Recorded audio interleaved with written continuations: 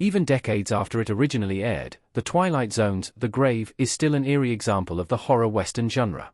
It feels like Bone Tomahawk has become the horror western to beat in the last decade, with that 2015 film being a relatively straightforward otter until the horrific, blood-soaked final act. Horror westerns are a particularly underserved subgenre, as there aren't many movies that earn that label.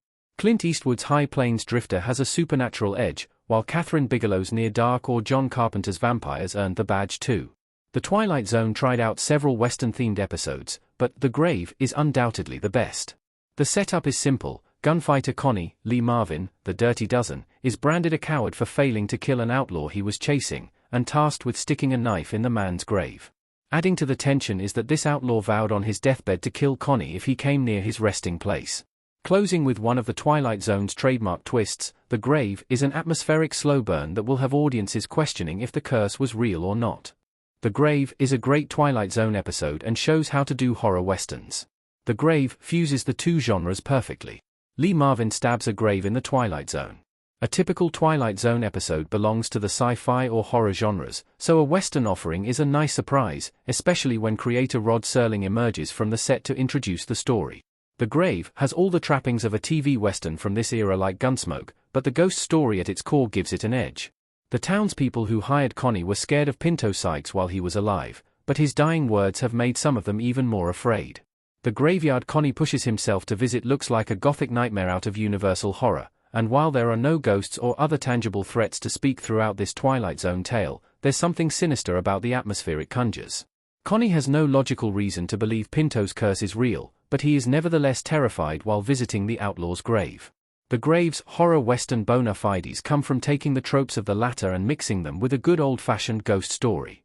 The Grave's ending is sure to stick with viewers too. Connie completes his task of sticking a blade into Pinto's grave, only to get pulled off screen. The townsfolk later find Connie's body and discover he accidentally stabbed the knife into his coat, and believe the tug he received scared him to death. However, Pinto's sister points out that the wind should have blown his coat away from the grave. Whether Connie's death was supernatural is left up to audiences to decide, but The Grave's creepy undertones and Ione being stylized as a Grim Reaper suggest Pinto's curse was real. The Twilight Zone had several great western episodes. 100 Yards Over the Rim is another top Twilight Zone western. The Twilight Zone episode 100 Yards Over the Rim. The Grave is the most unnerving of the Twilight Zone's trips to the Old West, but the show revisited the genre many times. Serling himself was a fan of the genre, and once the show ended, he created his own short-lived western The Loner in the aftermath.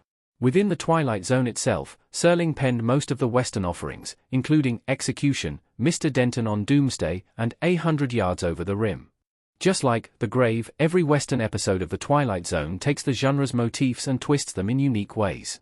Mr. Denton on Doomsday approaches the classic western showdown from a very different angle, while 100 Yards Over the Rim sees a man from an 1847 wagon train suddenly finding himself in the present day. Westerns were still popular during this period, allowing Serling and his crew to offer some inventive takes on the genre.